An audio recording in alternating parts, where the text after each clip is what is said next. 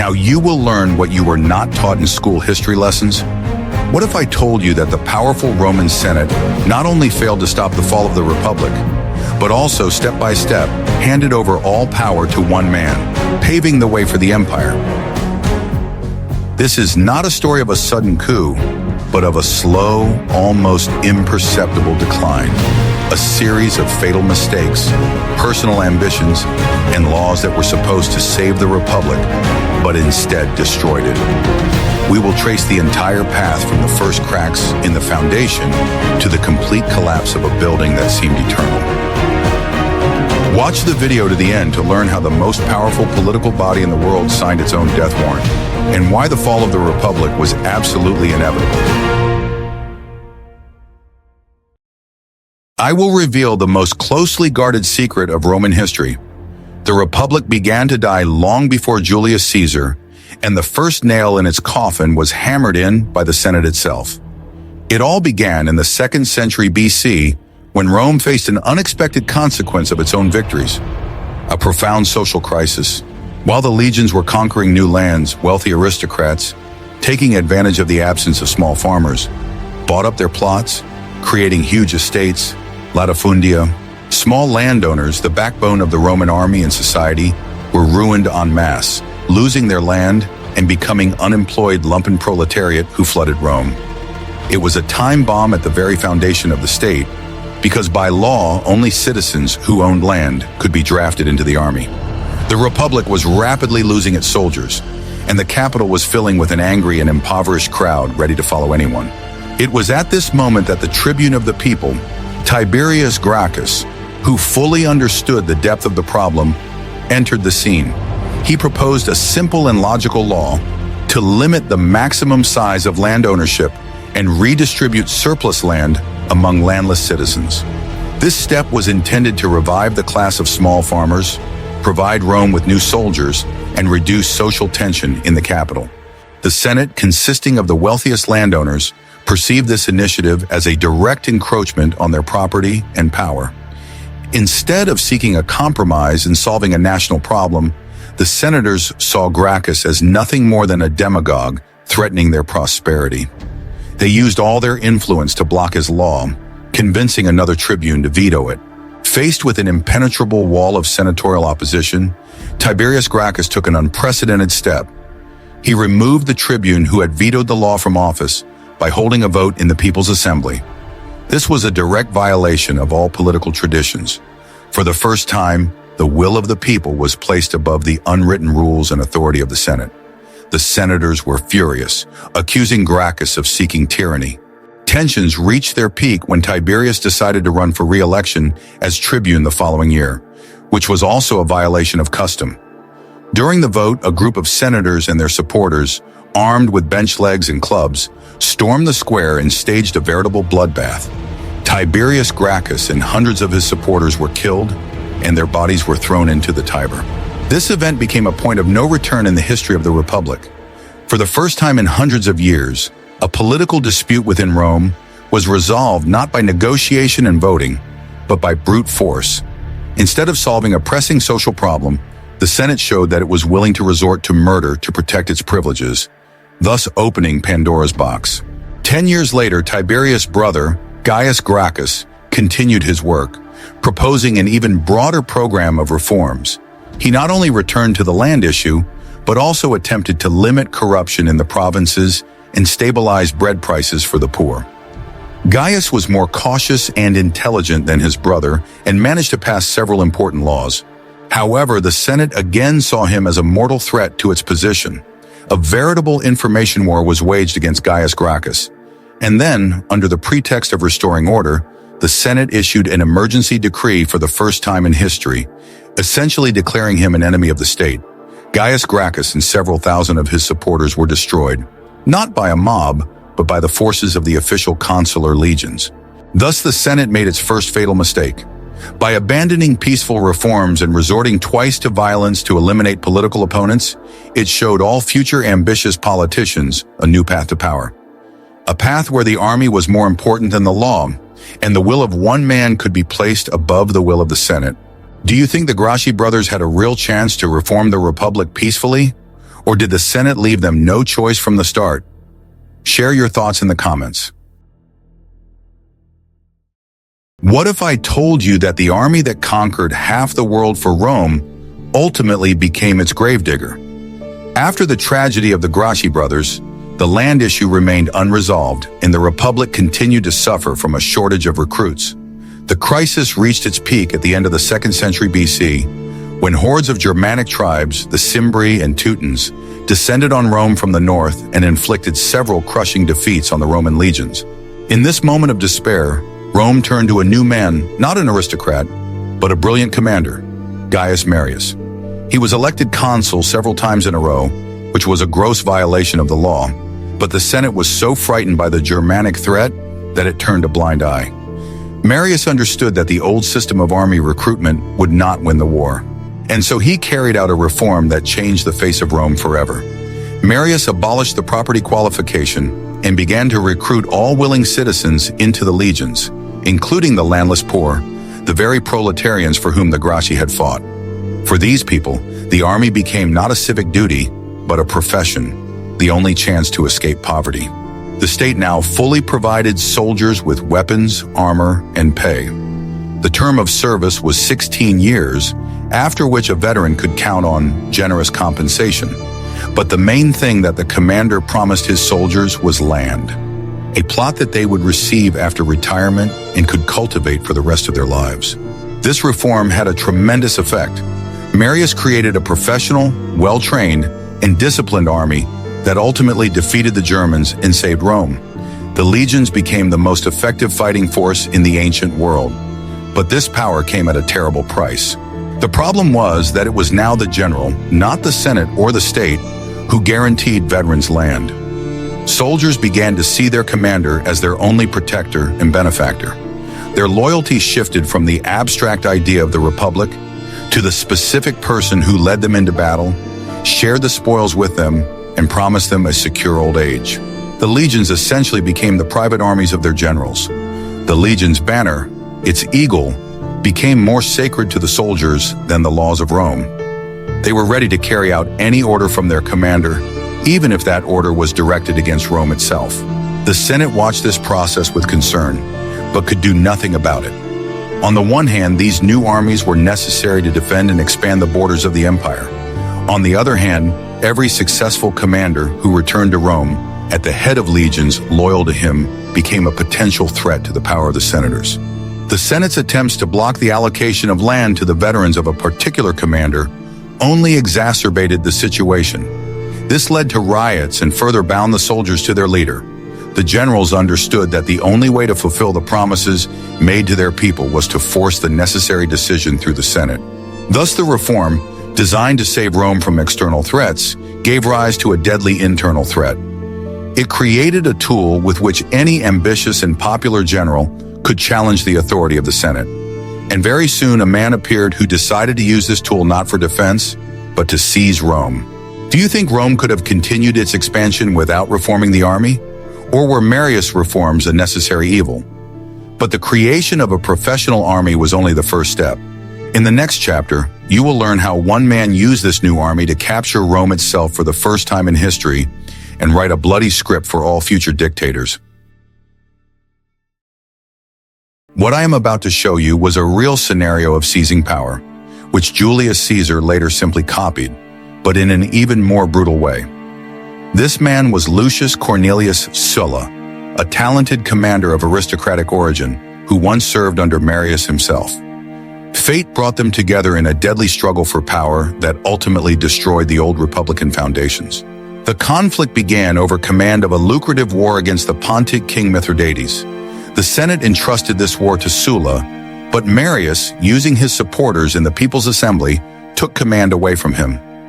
This was a humiliation that Sulla, who was at the head of his legions ready for campaign, could not bear. And then Sulla did the unthinkable, something that no one in the history of Rome had ever dared to do before. He turned to his soldiers and convinced them that their enemy was not in the east, but in Rome itself. He deployed 6 legions loyal to him personally and led them to the sacred city, violating all divine and human laws.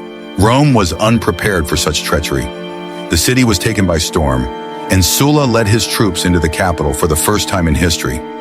Marius and his supporters fled, and Sulla, having passed the laws he needed, went to war with Mithridates, leaving Rome under the control of his consuls. However, as soon as Sulla left, the Marians returned and unleashed a reign of terror in Rome, destroying all of Sulla's supporters. Upon learning of this, Sulla hastily concluded peace with Mithridates and returned to Italy. The first full-scale civil war in Roman history began, flooding the entire country with blood. Sulla's army, hardened in battles in the east, won one victory after another. The decisive battle took place at the gates of Rome itself, at the Colline Gate, where Sulla completely destroyed the last forces of the Marians. He became the absolute ruler of Rome and the entire republic. To get rid of all his remaining enemies and consolidate his power, Sulla resorted to a new, monstrous invention: proscription. These were lists of people who had been declared outlaws. Anyone could kill a person on the list and receive a reward for doing so, and their property was confiscated by the state. Proscriptions turned into a wave of legalized murder and looting that destroyed thousands of senators, equestrians, and simply wealthy citizens. Having eliminated all his opponents, Sulla forced the intimidated and depleted Senate to appoint him dictator, not for the usual 6 months, but for an indefinite term, with the right to enact and repeal any laws. He gained absolute monarchical power that no one before him had ever had. His will became above any law or decree of the Senate. Paradoxically, Sulla used his unlimited power to strengthen the Republic and the power of the Senate, as he believed. He carried out a series of reforms that increased the number of senators, limited the power of the tribunes of the people, and made it more difficult for commanders to keep the army under their command for long. He sincerely believed that he could return the Republic to a golden age. But Sulla's most shocking act came at the end. After serving as dictator for about 2 years, he voluntarily relinquished all his powers, dismissed his bodyguards, and retired to private life on his estate. He died a year later of illness, remembered in history as both a bloody tyrant and a man who tried to save the Republic. However, his legacy was terrible. Sulla set a precedent. He clearly showed that a loyal army allows one to capture Rome, destroy all enemies, and gain absolute power. He wrote a step-by-step guide for future dictators, and among the young people who watched his bloody deeds with horror was Gaius Marius's nephew, who miraculously managed to escape proscription. His name was Gaius Julius Caesar. Are you ready to learn the truth about how the Senate went from being the highest authority to a mere puppet in the hands of a few oligarchs? Sulla's lesson was well learned by the new generation of Roman politicians. They understood that real power now lay not in the authority of the Senate, but in control of the legions and the support of the people, which could be bought with money. After Sulla's death, 2 new figures rose to prominence in the political arena of Rome. The first was Gnaeus Pompeius, a talented military commander who achieved fame by suppressing a rebellion in Spain and destroying pirates in the Mediterranean. The second was Marcus Licinius Crassus, the richest man in Rome, who had amassed his fortune during the time of Sulla's proscriptions. Both Pompey and Crassus despised each other, but were forced to form an alliance in order to achieve the consulship. The Senate, fearing their combined power, gave in. It became clear that the old system no longer worked and that 2 strong players could easily dictate their will to the aristocracy. However, a third player soon entered the scene, one who surpassed them both in cunning and ambition: Gaius Julius Caesar. He came from a noble but impoverished family, was related to Marius, and nearly died under Sulla. Caesar did not have Pompey's huge army or Crassus's untold riches, but he had a brilliant political mind and incredible popularity among the Roman plebs. Caesar realized that he could not reach the pinnacle of power alone, and then he made a brilliant move. He reconciled his 2 main rivals, Pompey and Crassus, and convinced them to form a secret political alliance. This alliance, which went down in history as the First Triumvirate, was an informal agreement between the 3 most influential men in Rome to act together, supporting each other and ignoring the will of the Senate. The essence of this alliance was simple. Caesar, using his popularity, was to become consul and pass the laws that Pompey and Crassus needed. Pompey wanted the Senate to approve his orders in the east and allocate land to his veterans. Crassus, representing the interests of wealthy equestrians, needed to revise contracts in Asia that were unfavorable to them. The Senate stubbornly refused to comply with the demands of Pompey and Crassus, but with Caesar's election as consul, the situation changed. Acting in the interests of the triumvirate, Caesar, faced with opposition from his fellow consul and the Senate, simply ignored them and passed all the necessary laws directly through the People's Assembly, sometimes resorting to outright violence on the part of his supporters. The Senate found itself in a humiliating position. It no longer controlled the situation in the state, but only watched helplessly as three men disposed of the fate of the Republic in their own interests. Power had fled from the Curia's meeting hall to the streets of Rome and the headquarters of the legions. As a reward for his work, Caesar secured himself an appointment as governor of Gaul for a full 5 years. This gave him what he did not have: the opportunity to raise his own army and win military glory comparable to that of Pompey. The senators who hated and feared Caesar were happy to get rid of him, at least for a while, not realizing that they were sending him to the forge of his future power. The triumvirate clearly demonstrated the complete powerlessness of the Senate. As long as the triumvirs acted together, they could push through any decision. The Republic was de facto ruled not by legitimate magistrates, but by a shadow government of three oligarchs, each pursuing their own goals. But what happens when such an alliance breaks down? None of its members want to return to the old system and submit to the Senate. A struggle begins, not for influence, but for sole power, and the Senate is reduced to the role of a spectator, forced to bet on one of the players. Want to know how this game led to the most famous civil war in history? The triumvirate, based on a precarious balance of interests, could not last forever. Its first loss was Crassus, who, in pursuit of military glory, embarked on an adventurous campaign against the Parthian Empire. His army was defeated, and he himself was killed, leaving Caesar and Pompey alone. While Caesar waged a brilliant and bloody Gallic war for almost 10 years, his position in Rome was changing. He conquered vast territories, seized untold riches, and created a battle-hardened army fanatically loyal to him. From being a popular politician, he became the most successful and dangerous commander in Roman history. During this time, Pompey remained in Rome, gradually becoming closer to the senatorial aristocracy. The senators, who were mortally afraid of Caesar's growing power, saw Pompey as their protector, the lesser of two evils. They granted him extraordinary powers to restore order in Rome, effectively making him the sole leader, but without an army. Pompey, who envied Caesar's fame and feared his return, willingly entered into this alliance with the Senate. The fragile alliance between the last two triumvirs finally collapsed. Conflict became inevitable, and both sides began to prepare for a decisive battle. Caesar's term of office in Gaul was coming to an end. By law, in order to run for consul, he had to disband his army and enter Rome as a private citizen.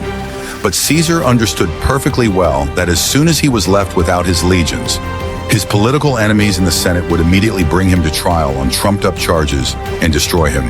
Caesar tried to negotiate, offering a compromise. He and Pompey would relinquish their commands at the same time. But his enemies in the Senate, urged on by Pompey, took an uncompromising stance. They passed an ultimatum through the Senate. Caesar must immediately disband his army and return to Rome. Otherwise, he would be declared an enemy of the state. This was a direct challenge. The Senate, confident of the support of Pompey and his legions stationed in Spain, decided to escalate the situation. The tribunes of the people, who tried to veto this decision, were expelled from the Senate and fled north to Caesar's camp.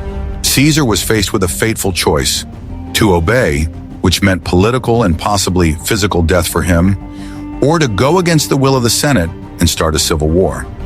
In January 49 of BC, at the head of his famous Lentulantine legion, he approached the small river Rubicon, which separated his province of Gaul from Italy. Crossing this river with his army was, by law, an act of treason. According to legend, it was here that Caesar uttered his famous phrase, "Alea iacta est," the die is cast. With this step, he placed his personal loyal army above the law and the authority of the Senate, starting the last civil war of the Republic. The Senate and Pompey were completely unprepared for such swiftness. They expected Caesar to hesitate, but he moved with lightning speed, capturing one Italian city after another without a fight. Pompey had no troops in Italy and was forced, along with most of the senators, to flee Rome in disgrace to the Balkans to raise an army. Caesar entered the capital without a single shot being fired, becoming its absolute ruler. The Senate's inability to find a political compromise and its reliance on one strong man against another led to it losing everything: the capital, its authority, and control over the situation. The Republic was finally plunged into the chaos of civil war from which it would never emerge the same. What if I showed you a time machine? The civil war between Caesar and Pompey was a war between two worlds. Pompey had the legitimate authority of the Senate, the vast resources of the eastern provinces, and numerical superiority in his armies. Caesar had the iron legions of veterans of the Gallic War, military genius, and the unwavering faith of his soldiers in their leader. In a series of brilliant battles, the most famous of which was the Battle of Pharsalus, Caesar, despite being outnumbered, completely defeated Pompey's armies. Pompey himself fled to Egypt, where he was treacherously murdered. It took Caesar several more years to destroy the remaining pockets of Pompeian resistance in Africa and Spain. Returning to Rome in 45 BC after his final victory, Caesar found himself in a unique position. He was the absolute ruler of the entire Roman Empire, with no serious rivals. All military and political power was concentrated in his hands. Now he faced the most difficult task: how to legalize this power and rule a huge state while formally remaining within the framework of republican traditions. He could not simply declare himself king. The Romans hated that word. He had to find a new form of government. Caesar began to accumulate key republican positions in his hands. He was elected consul several times in a row and then appointed dictator, first for a year, then for 10 years. Finally, in 44 BC, the Senate awarded him the title of Dictator Perpetuo, dictator for life. In addition to dictatorship, he received the lifetime powers of a tribune of the people, which made him sacred and inviolable and gave him the right to veto any decision. He received the title of Father of the Fatherland and the right to speak first in the Senate. In essence, he possessed the full power of a king, but under the guise of old republican titles. The Senate, which Caesar filled with his supporters, including former centurions and even noble Gauls, became an obedient instrument of his will. Senators competed with each other in flattery, showering Caesar with more and more honors. They minted his image on coins, which was previously unthinkable for a living person, and even renamed the month of his birth July. At the same time, Caesar launched a vigorous reform program. He reformed the calendar, which we still use today, began large-scale construction projects in Rome, distributed land to his veterans and landless citizens, and founded new colonies.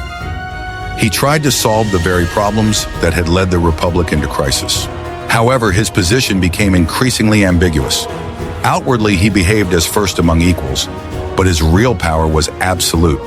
Republican-minded aristocrats saw him with horror as a monarch who had destroyed their freedom and turned the Senate into a mere decoration.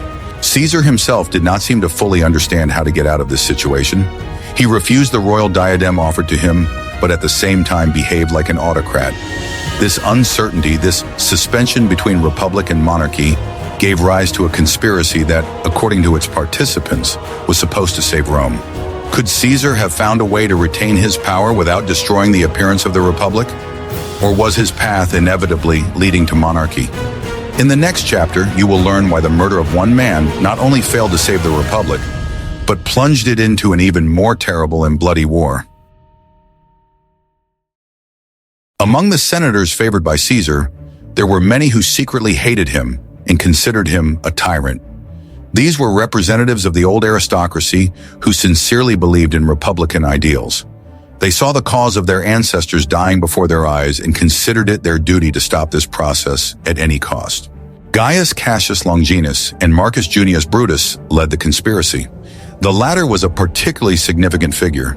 He was considered a descendant of the very Brutus who had expelled the last king from Rome. Marcus Brutus's participation gave the conspiracy an ideological slant. It was not a struggle for power, but a struggle for freedom against tyranny.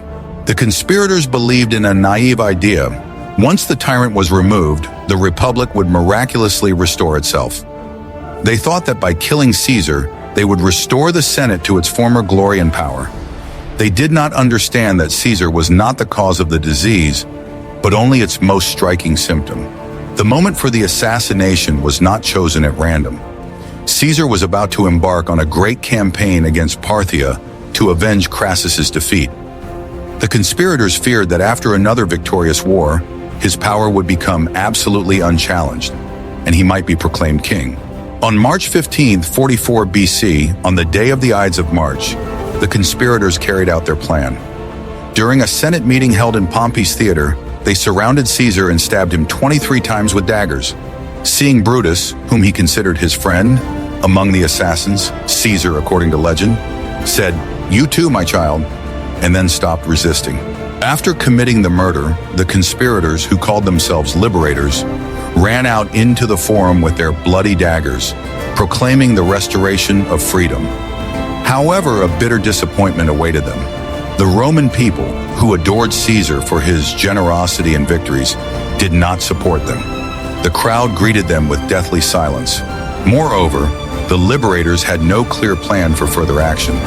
They had killed the dictator, but did not know what to do with his legacy, his laws, his army, and his supporters.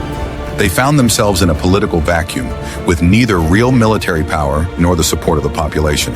Power in the city quickly passed into the hands of Caesar's loyal ally, the consul Mark Antony.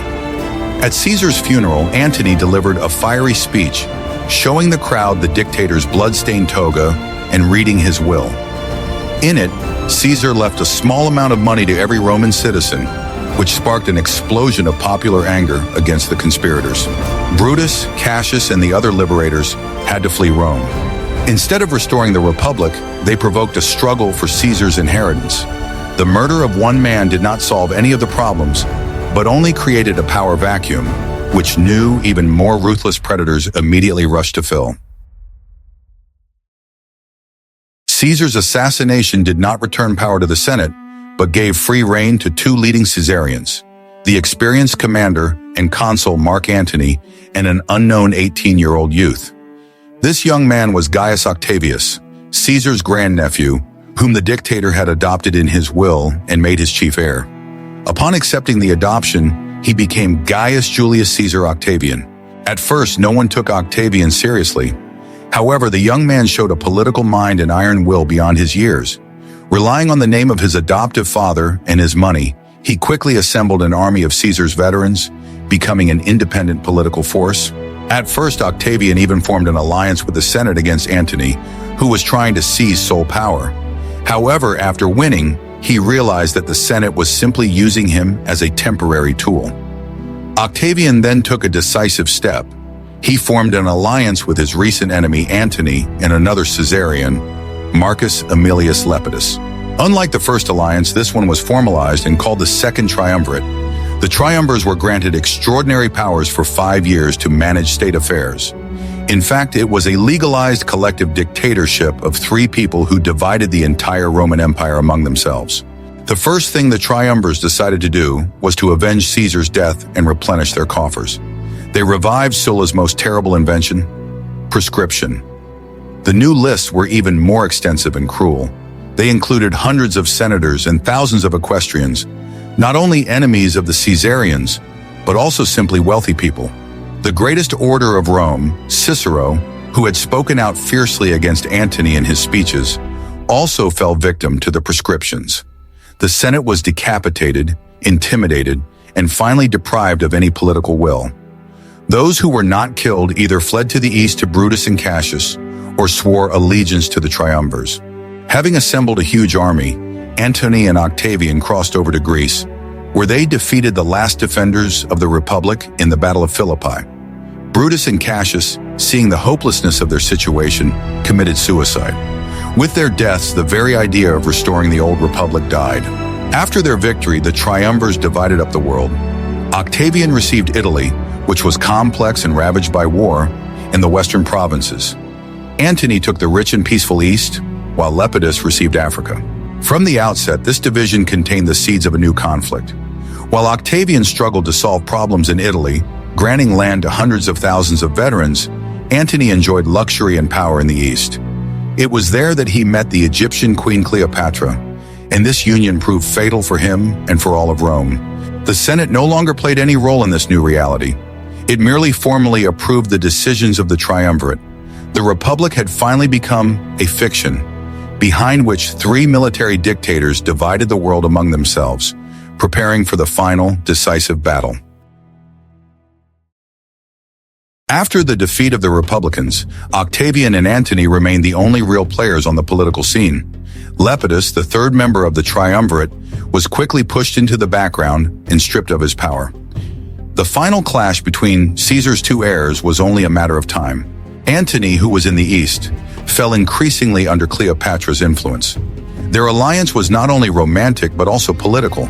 Antony needed Egypt's money to maintain his huge army, and Cleopatra dreamed of reviving the greatness of the Ptolemaic Empire with the help of the Roman commander. Antony behaved in the East like a Hellenistic monarch rather than a Roman magistrate. He distributed Roman provinces to his children by Cleopatra, staged lavish triumphs in Alexandria rather than Rome, and increasingly distanced himself from Roman traditions. This was a real gift for his rival. Octavian behaved quite differently in Rome. He positioned himself as a defender of Roman values and traditions, as a modest and hard-working leader, rebuilding the state after decades of civil war. He launched a powerful propaganda campaign against Antony. In the eyes of the Romans, Octavian portrayed Antony as a man who had lost his head over his love for an Eastern harlot, as a traitor who was ready to give Roman lands to a foreign queen. The propaganda worked flawlessly. Public opinion in Italy increasingly leaned toward Octavian. The campaign culminated in the reading of Antony's will in the Senate. In it, Antony not only recognized Cleopatra's children as his heirs, but also asked to be buried in Alexandria. For the Romans, this was the last straw, proof that Antony had finally broken with Rome. Octavian got the Senate to officially declare war, not on Antony, so it wouldn't look like another civil war, but on Cleopatra. This way, he presented the conflict not as an internal power struggle, but as a holy war of Italy and the West against the threat from the East. The decisive battle took place in 31 BC at Cape Actium in Greece. It was a naval battle in which Octavian's fleet, commanded by his brilliant admiral Marcus Agrippa, completely defeated the combined fleet of Antony and Cleopatra. Seeing defeat inevitable, Cleopatra fled with her squadron, while Antony abandoned the remnants of his fleet and army and followed her. This defeat was the end for them. Returning to Egypt, they found themselves completely isolated.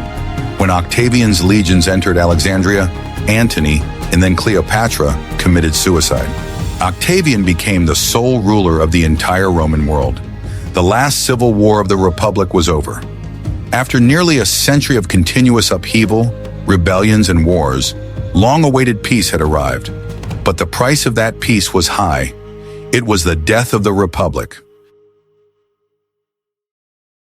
In 27 BC, Octavian, returning to Rome after his final victory, made a brilliant political move. He appeared at a meeting of the Senate and solemnly announced that he was relinquishing all his extraordinary powers and returning the Republic to the control of the Senate and the people of Rome. It was a performance designed to show that he did not intend to follow in Caesar's footsteps. The grateful senators, tired of war and thirsting for stability, begged him not to leave the state. They gave him the honorary name Augustus, which means exalted by the gods.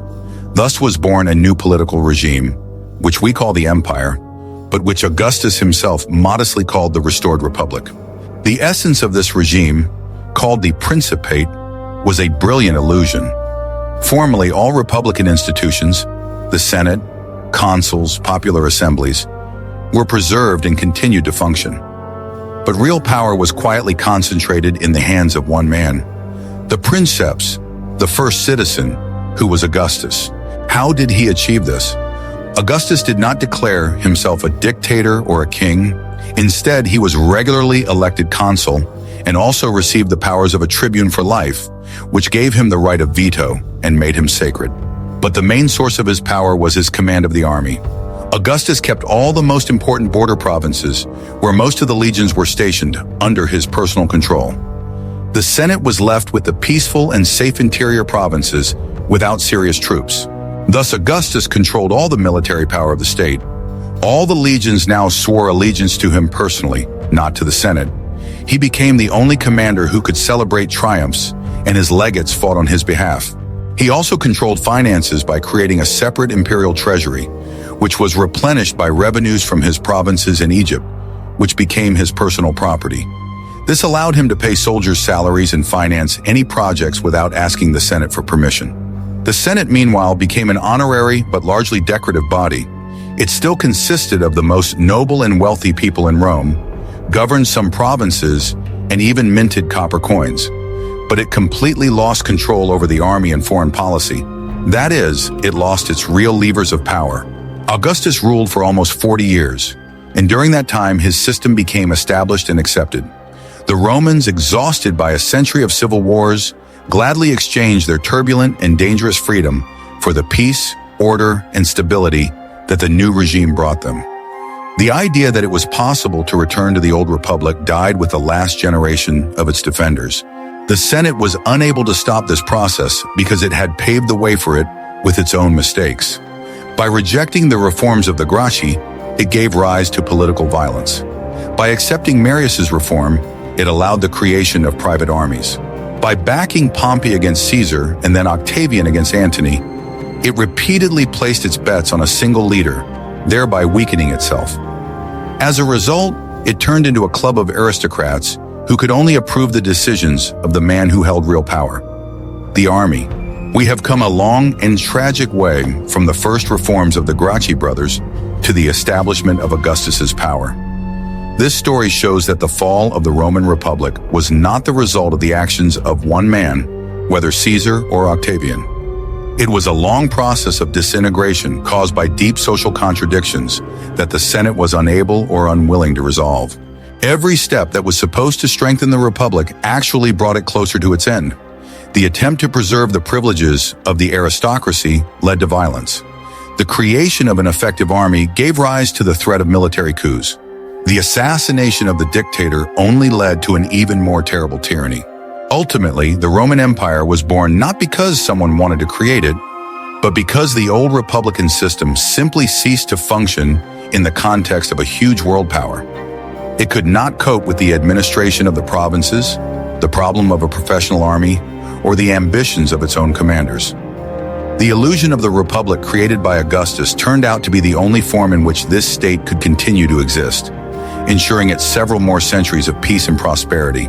Do you think the Senate had even one real chance during that century to stop the decline of the Republic? And if so, at what point? Suggest topics for future videos that you would like to see on our channel in the comments.